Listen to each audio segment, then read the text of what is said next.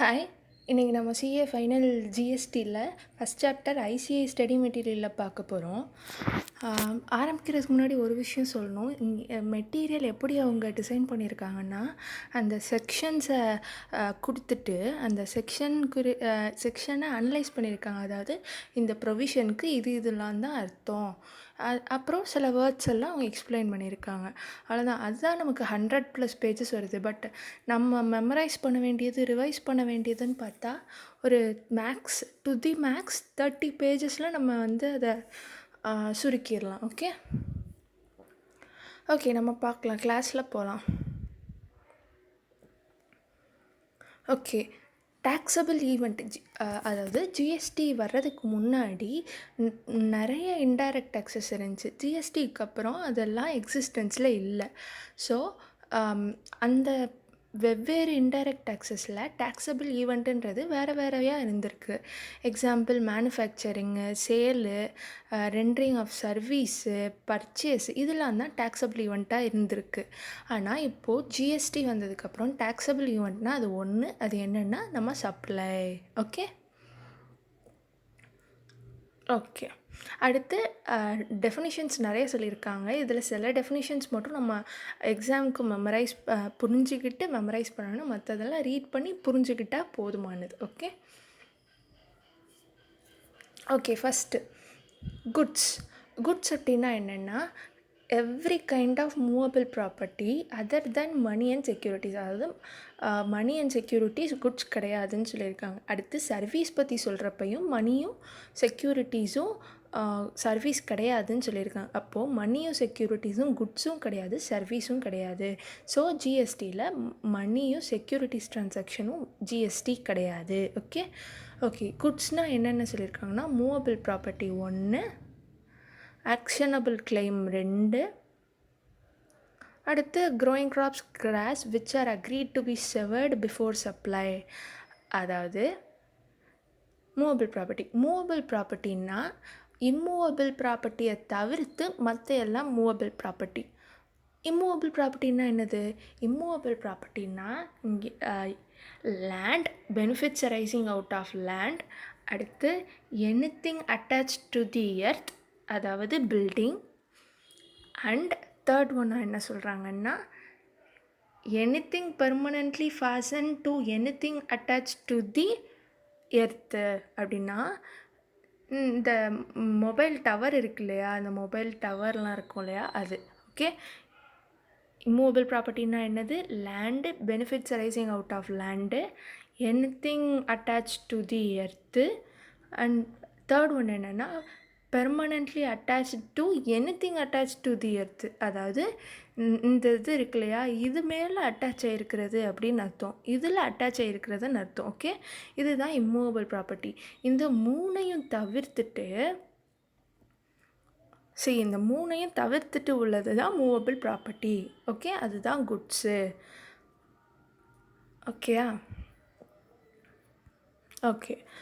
அடுத்து ஆக்ஷனபிள் கிளைமில் என்ன தெரிஞ்சுக்கணும் அப்படின்னா எல்லா ஆக்ஷனபிள் கிளைமும் குட்ஸு தான். ஆனால் சில ஆக்ஷனபிள் கிளைம்ஸுக்கு மட்டும்தான் ஜிஎஸ்டி வரும். அது என்னன்றதை நம்ம ஷெட்யூல் 3 பார்க்குறப்போ பார்க்கலாம்.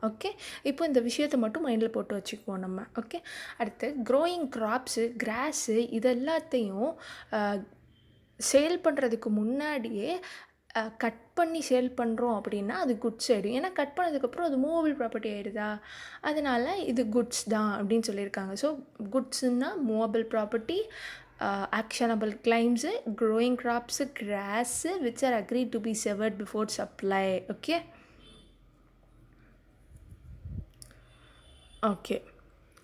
Growing crops, grass and things attached to or forming part of the land which are agreed to be severed. செவர்டுனா கட் பண்ணுறது. அடுத்து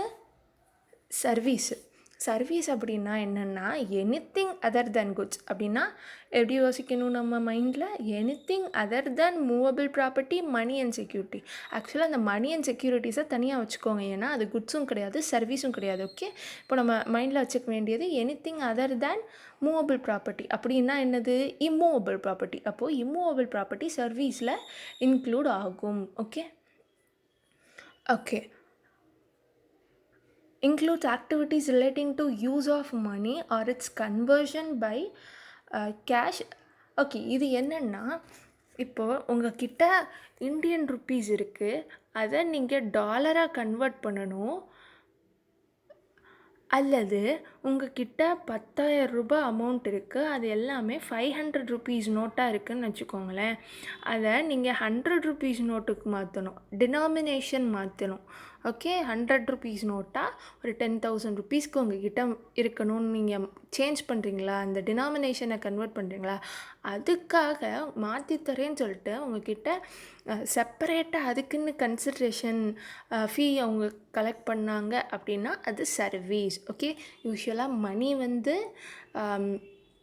குட்ஸும் சர்வீஸும் கிடையாது. ஆனால் இது நீங்கள் கன்வெர்ட் பண்ணுறதுக்காக அவங்க சார்ஜ் பண்ணுற அந்த ஃபீ இருக்கு இல்லையா, அதுக்கு அது சர்வீஸாக வரும். ஸோ அதுக்கு ஜிஎஸ்டி வரும். ஓகே, அப்புறம் சர்வீஸில் வேறு என்னெல்லாம் இன்க்ளூட் ஆகும்னா facilitating or arranging transaction in securities. இப்போ டிமேட் அக்கௌண்ட்லாம் ஓப்பன் பண்ணுறீங்கல்ல, அதெல்லாம் அவங்க வந்து ஃபெசிலிட்டேட்டிங் சார்ஜஸ்ஸு இதெல்லாம் அவங்க வந்து ஆனுவல் மெயின்டெனன்ஸ் சார்ஜஸ் இதெல்லாம் அவங்க வந்து சார்ஜ் பண்ணுவாங்க இல்லையா, அதுக்கெல்லாம் ஜிஎஸ்டி அப்ளிகபிள். ஓகே, ஸோ சர்வீஸ்னால் other then goods, money and securities relating to use or conversion by cash from one mode to another mode. இந்த கரன்சியோ டினாமினேஷனோ இதெல்லாம் நம்ம கன்வர்ஷன் பண்ணுறோம். அதுக்கு செப்பரேட் சார்ஜ் அவங்க சார்ஜ் பண்ணாங்கன்னா அதுவும் சர்வீஸில் வரும். Third, facilitating or arranging transaction in securities. அதான் பார்த்தோம் இல்லையா, டிமேட் அக்கௌண்ட் அந்த சார்ஜஸ் அது.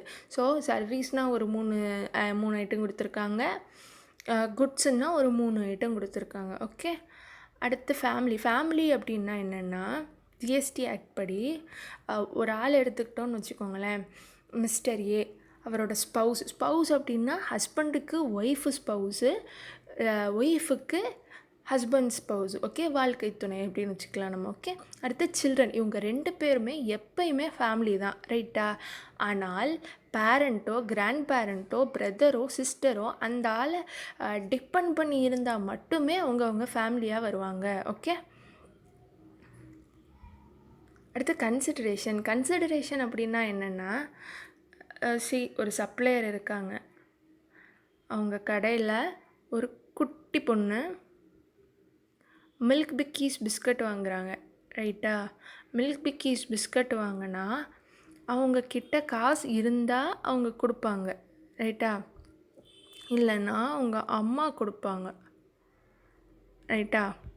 ஸோ இவங்க கொடுத்தாலோ, இதுக்கு 10 ருப்பீஸ் மில்க் பிக்கீஸ் வாங்கியிருக்காங்க, அதுக்கு இவங்க 10 ருப்பீஸ் கொடுத்தாலோ இல்லை இவங்க கொடுத்தாலோ அது கன்சிடரேஷன். ஏன்னா இந்த மில்க் பிக்கீஸ் பிஸ்கட்டுக்காக அவங்க கொடுக்கணும், இதை வாங்கிட்டு அதை கொடுக்குறாங்க. ஸோ இது கன்சிடரேஷன். இதே இவங்களுக்கு பதிலாக கவர்மெண்ட் என்ன சொல்லுது? கவர்மெண்ட் என்ன சொல்லுது? அவங்கக்கிட்ட இருந்து நீ 5 ருப்பீஸ் மட்டும் வாங்கிக்கோ, குழந்தைங்க பிஸ்கட் வாங்குறாங்க அப்படின்னா நான் உனக்கு ஒரு 5 ருப்பீஸ் தர்றேன் அப்படின்னு சொல்கிறாங்க. அப்படின்னா இங்கே கன்சிடரேஷன் பார்த்தா இது மட்டும்தான், சப்சிடியாக கொடுக்குது, கவர்மெண்ட் வந்து சப்சிடியாக கொடுக்குது. அப்படின்னா இதை நம்ம இன்க்ளூட் பண்ணிக்கக்கூடாது, இந்த 5 ருப்பீஸ் மட்டும்தான் கன்சிடரேஷனாக வரும், ரைட்டா? அவ்வளோதான் கன்சிடரேஷன்னா.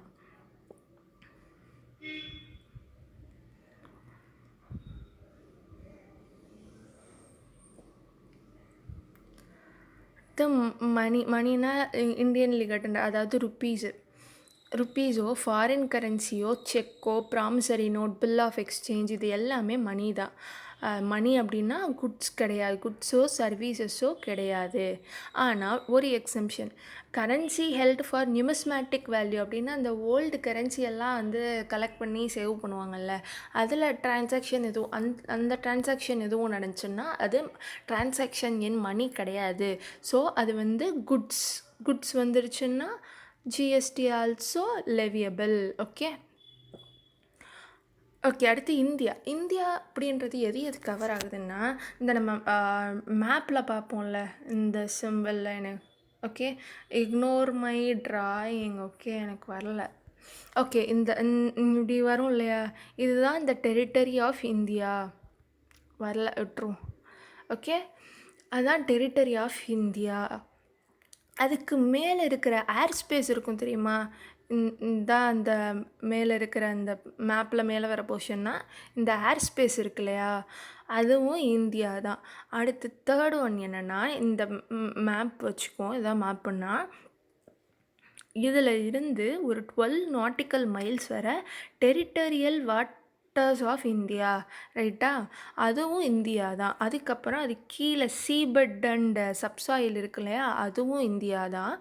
அந்த ஏர் ஸ்பேஸ் இருக்கு இல்லையா, இதுவும் இந்தியா தான். ஓகே, ஏர் ஸ்பேஸ் இங்கே பார்த்தோமா, அதாவது டெரிட்டரி ஆஃப் இந்தியாவுக்கு இது ஏர் ஸ்பேஸு, டெரிட்டரியல் வாட்டர்ஸுக்கு இது ஏர் ஸ்பேஸ். ஸோ இதுவும் இந்தியா தான். அடுத்து இந்த மேப்பில் இருந்து 12 நாட்டிக்கல் மைல்ஸ்னால் டெரிட்டரியல் வாட்டர் ஆஃப் இந்தியா. இந்த மேப்பில் இருந்து 200 நாட்டிக்கல் மைல்ஸ் வரைக்கும் எக்ஸ்க்ளூசிவ் எக்கனாமிக் ஜோன். ஓகே, அதுவும் இந்தியா தான். இது கீழே கான்டினென்டல் ஷெல்ஃப், இதுக்கு எப்படி கீழே சப்சாயில் அண்டு சீபெட் சொல்கிறோமோ இங்கே கான்டினென்ட் ஷெல்ஃப்னு சொல்லுவோம், இதுவும் இந்தியா தான். ஆனால் இந்த ஏர் ஸ்பேஸ் வந்து இந்தியா கிடையாது. ஓகே, ஸோ இந்தியா அப்படின்னா என்னென்னா, 1 territory of India, air space about territory of India,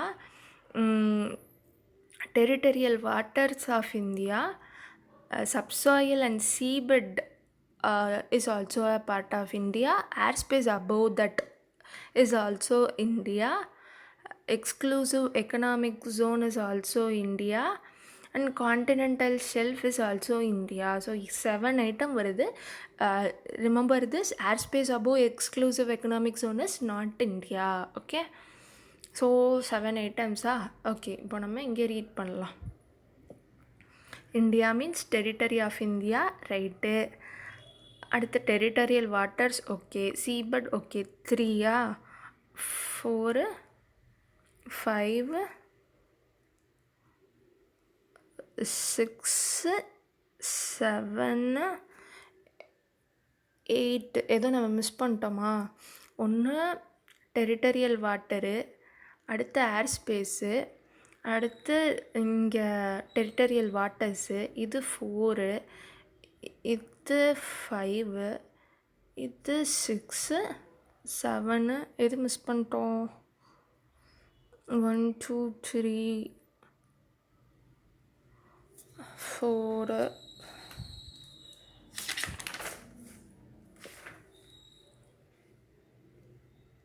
okay, correct, right.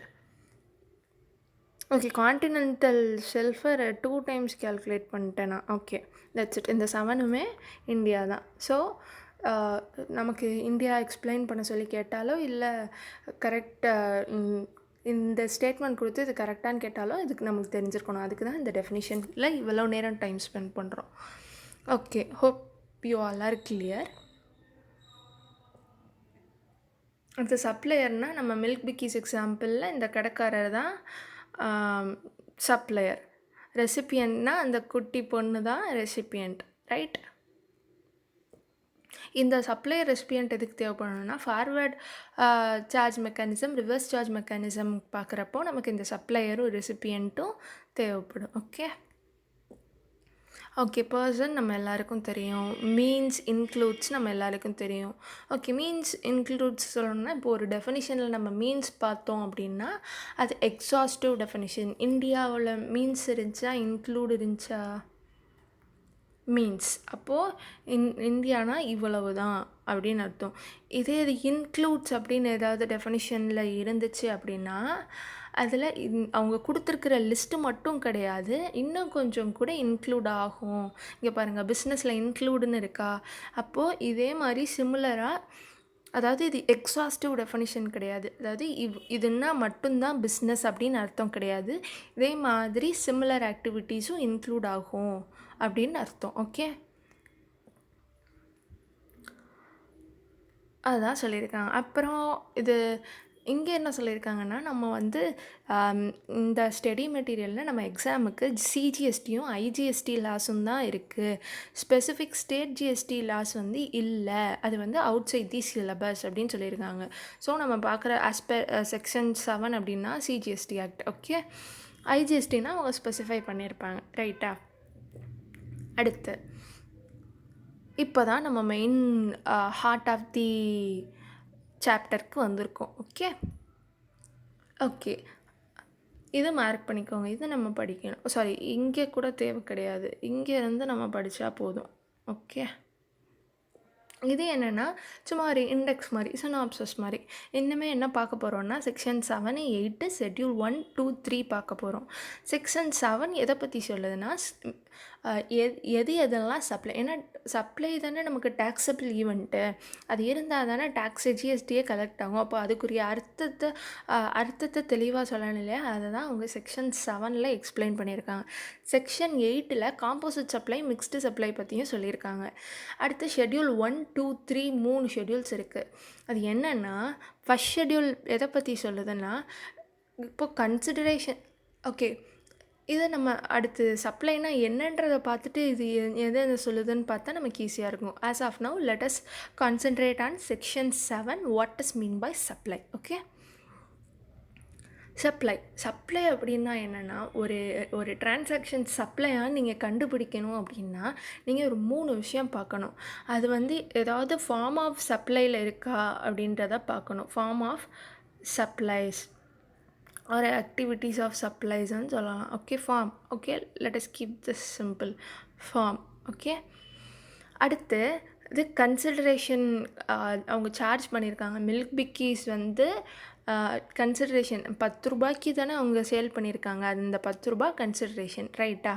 Consideration இருக்கான்னு பார்க்கணும். அடுத்து இந்த கோர்ஸ் ஆர் ஃபர்தரன்ஸ் ஆஃப் பிஸ்னஸான்னு பார்க்கணும். அதாவது பிஸ்னஸ்க்காக தான் அவங்க சேல் பண்ணியிருக்காங்களா அப்படின்றத பார்க்கணும். இப்போ அந்த கடைக்காரரு பிஸ்கட் விற்கிறாருன்னா அது அவர் பிஸ்னஸ்க்காக விற்கிறாரு. ஸோ அது வந்து சப்ளைஸ். கன்சிடரேஷனும் இருக்குது, பிஸ்னஸ்க்காக தான் விற்கிறாரு. ஃபார்ம்ஸ் ஆஃப் சப்ளைனா என்னது? சேலோ, ட்ரான்ஸ்ஃபரோ, பார்ட்டர். பார்ட்டர் அப்படின்னா பண்டமாற்று முறைன்னு சொல்லுவாங்க இல்லையா தமிழில். அதாவது மணிலாம் வர்றதுக்கு முன்னாடி ஒரு பொருள் நமக்கு வேணும்னா இன்னொரு பொருளை கொடுத்துட்டு நமக்கு வேண்டிய பொருளை வாங்குவோம். அதுதான் பார்ட்டர் சிஸ்டம்னு சொல்லுவோம். எல்லாருக்கும் தெரிஞ்சிருக்கும், but still I am explaining. Okay, அதுவும் ஃபார்ம் ஆஃப் சப்ளை தான். அதாவது சப்ளையாக இருக்கணும் அப்படின்னா சேலாக மட்டும் இருக்கணுன்ற அவசியம் கிடையாது. சேலாவோ, ட்ரான்ஸ்ஃபராகவோ, பார்ட்டராகவோ, எக்ஸ்சேஞ்சாகவோ, லைசன்ஸாகவோ, ரெண்டலாகவோ, லீஸாகவோ, டிஸ்போசலாகவும் கூட இருக்கலாம். ஓகே, ஸோ இதுதான் ஃபார்ம்ஸ் ஆஃப் சப்ளை. அப்போ நம்ம மில்க் பிக்கீஸ் எக்ஸாம்பிளில் என்ன ஃபார்ம் பார்த்தோம்? சேல். ரைட்டா? ஸோ அது form, it is a form of supply and it is for a consideration and it is made in course or furtherance of business. Okay, in course of business அப்படின்னா பிஸ்னஸ்க்காக, furtherance of பிஸ்னஸ்னால் பிஸ்னஸோட எக்ஸ்பேன்ஷனுக்காக. Okay, layman's லாங்குவேஜில் furtherance of பிஸ்னஸ்னால் எக்ஸ்பேன்ஷனுக்காகன்னு அர்த்தம். ரைட்டா? Okay, இது 3 இருந்துச்சுன்னா அது supply. அதுதான் இந்த பாயிண்டில் நமக்கு 7(1)A சொல்லியிருக்காங்க. அடுத்து இப்போது இண்டிவிஜுவலை தவிர்த்து மற்ற எந்த பர்சனாக வேணால் இருக்கட்டும், இண்டிவிஜுவலை தவிர்த்துட்டு மற்ற எந்த பர்சனும் அவங்க எக்ஸாம்பிள் ஒரு கிளப் எடுத்துக்குவோம். கிளப்பு வந்து இட் இஸ் நாட் அன் இண்டிவிஜுவல்னோ. ஸோ கிளப்புக்கும் அதோட மெம்பர்ஸ் இருக்காங்க இல்லையா, அந்த கிளப்பில் அந்த மெம்பர்ஸு, இவங்களுக்கு நடுவில் நடக்கிற இந்த டிரான்சாக்ஷனு இது வந்து சப்ளை தான் அப்படின்னு சொல்லியிருக்காங்க. ஓகே, இதுதான் இங்கே சொல்லியிருக்காங்க. Activities or transaction by a person other than an individual to its members or vice versa. அதாவது மெம்பர்ஸ் வந்து அந்த கிளப்புக்கு மெம்பர்ஸ்கிட்ட இருந்து அந்த கிளப்புக்கு ட்ரான்சாக்ட் ஆகுது. ஓகே, கேஷ்காகவோ டிஃபர்ட் பேமெண்ட்னா இன்றைக்கி கொடுக்கல, நான் மாதம் 50 ரூபா கொடுக்குறேன்னாலும் அது சப்ளை தான். ரைட்டா? உடனே வந்து 1000 ரூபா கொடுக்கணுன்ற அவசியம் கிடையாது. ஆர் ஃபார் அதர் வேல்யூபிள் கன்சிடரேஷனுக்கோ இருந்துச்சுன்னா அது சப்ளை தான் அப்படின்னு சொல்கிறாங்க. ஓகே, இந்த எக்ஸ்ப்ளனேஷனில் என்ன சொல்லியிருக்காங்கன்னா, மெம்பர்ஸும் அந்த அந்த பர்சனும் செப்பரேட்டு தான், வேறு ஆள் தான், ஒரே ஆள் கிடையாது அப்படின்றத சொல்லியிருக்காங்க. ஓகே, இதில் நீங்கள் இது வரைக்கும் மார்க் பண்ணிவிட்டு இந்த இதை செப்பரேட் பர்சன் அப்படின்றத மட்டும் நீங்கள் மைண்டில் வச்சு, இவங்க 2 பேர் செப்பரேட் பர்சன் மட்டும் மைண்டில் வச்சுக்கிட்டா போதும். இவ்வளோ ஸ்டோரி தேவை கிடையாது. ஓகே, அடுத்து இம்போர்ட்டேஷன் ஆஃப் சர்வீஸ் அப்படின்னா என்னது? சப்ளையர் வந்து இந்தியாவுக்கு வெளியே இருப்பாங்க, ரெசிபியண்ட் வந்து இந்தியாவில் இருப்பாங்க, சப்ளை பண்ண வேண்டிய இடமும் இந்தியா தான். ஓகே, இந்த 3 கண்டிஷனும் இருக்குது. இம்போர்ட்டேஷன் ஆஃப் சர்வீஸ் அப்படின்னா supplier is outside India, recipient and place of supply is in India. Okay, இதுதான் இம்போர்ட்டேஷன் ஆஃப் சர்வீஸ்க்குரிய அர்த்தம். ஓகே, சர்வீஸை இம்போர்ட் பண்ணியிருக்கணும், கன்சிடரேஷனுக்காக இருக்கணும். இது ஃபஸ்ட்டு கண்டிஷன், இதோட ஃபஸ்ட்டு கண்டிஷன். இதோட செகண்ட் கண்டிஷன் கன்சிடரேஷனுக்காக இருக்கணும். ரைட்டா? அடுத்து இது பிஸ்னஸ்க்காகவும் இருக்கலாம், இல்லை பிஸ்னஸ்க்கு இல்லாமலும் இருக்கலாம். பிஸ்னஸ்க்காக இருந்துச்சுன்னா அது வந்து supply taxable. Business whether for பிஸ்னஸ்னு எழுதுவோம் நம்ம. ஓகே, பிஸ்னஸ்க்காக அப்படின்னா சப்ளை அண்டு ஜிஎஸ்டி வந்து வரும், டேக்ஸபிள்னு எழுதுகிறேன். Okay, GST taxable. சப்போஸ் இது பிஸ்னஸ்க்காக இல்லை அப்படின்னா அது டேக்ஸபிள் தான், ஆனால் ஜென்ரலி டேக்ஸபிள், பட் கவர்மெண்ட் வந்து அதை எக்ஸம் பண்ணியிருக்கு. ஃபர்தராக போய் எக்ஸம்ஷன் இந்த இதெல்லாம் எக்ஸம்டட் அப்படின்னு நம்ம ஒரு சாப்டரே பார்ப்போம் ஃப்யூச்சரில். அப்போது நம்ம பார்ப்போம் இது வந்து எக்ஸம்டட் அப்படின்னு சொல்லியிருக்கு. Okay, hope you all R clear. ஏன்னா சப்ளையரும் ரெஜிஸ்டர்ட் பர்சன் கிடையாது. இதில் நம்ம பர்சனல் ரீசனுக்காக வாங்குகிறோம். சப்ளையர் வந்து இந்தியாவுக்கு வெளியே இருக்காங்க, ஸோ அவங்க இந்தியாவில் ரெஜிஸ்டர்ட் பர்சன் கிடையாது.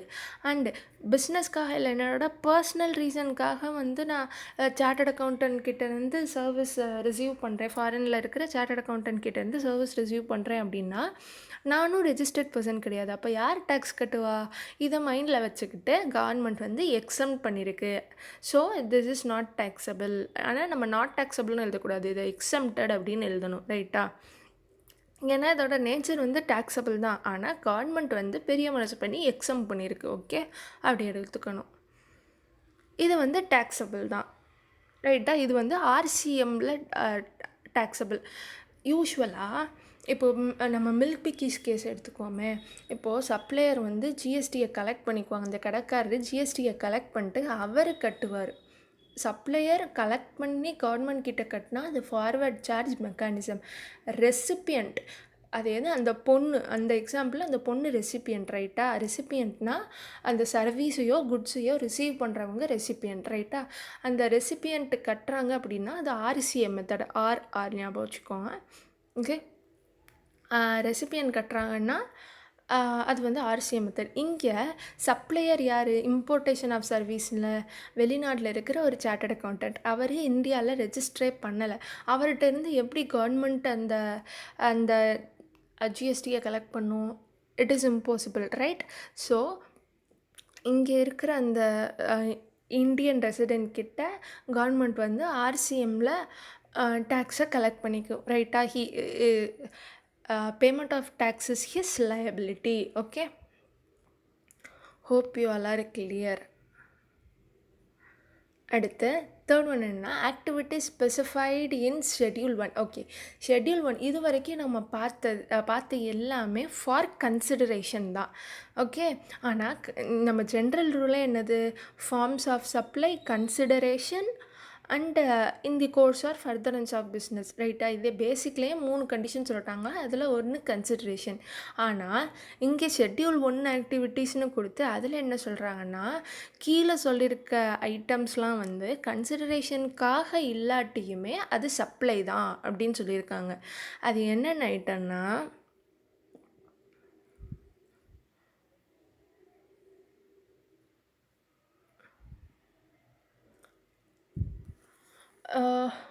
ஓகே அது கீழே இருக்குது. நம்ம ஸ்டடி மெட்டீரியல் ஆர்டர் வைஸே போயிடலாம்.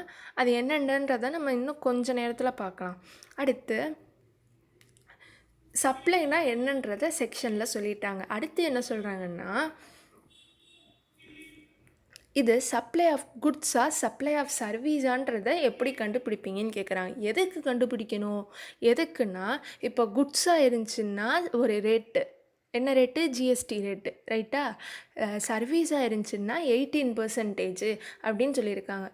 எது அட்வான்டேஜோ எது கம்மியாக இருக்கோ அதை நம்ம மாற்றி கட்டிடுவோம் இல்லையா. நமக்கு எது அட்வான்டேஜோ அதுதானே கட்டுவோம். அதனால் கவர்மெண்ட்டே எக்ஸ்பிளைன் பண்ணியிருக்கு. இதுன்னா சப்ளை ஆஃப் சர்வீஸு நீங்கள் 18% கட்டணும். இதுன்னா சப்ளை ஆஃப் குட்ஸு நீங்கள் அதோட ரெஸ்பெக்டிவ் பர்சன்டேஜ் பே பண்ணால் போதும் அப்படின்னு சொல்லியிருக்கு ரைட்டா. அதை வந்து ஷெட்யூல் 2ல் நமக்கு ஸ்பெசிஃபை பண்ணியிருக்காங்க என்னென்ன, அது எந்தெந்த ஆக்டிவிட்டீஸ் என்னென்ன அப்படின்றத. அடுத்து ஷெட்யூல் 3ல் என்ன சொல்லியிருக்காங்கன்னா, ஒரு லிஸ்ட்டு கொடுத்துட்டு இதெல்லாம் வந்து குட்ஸும் சப்ளை ஆஃப் குட்ஸும் கிடையாது, சப்ளை ஆஃப் சர்வீசஸும் கிடையாது அப்படின்றத சொல்லியிருக்காங்க. அப்படின்னா இந்த ரெண்டும் ஜிஎஸ்டிக்கு சாரி இந்த லிஸ்ட்டில் சொல்லியிருக்கிற ஐட்டத்துக்கெலாம் ஜிஎஸ்டி கிடையாதுன்னு அர்த்தம். ஓகே.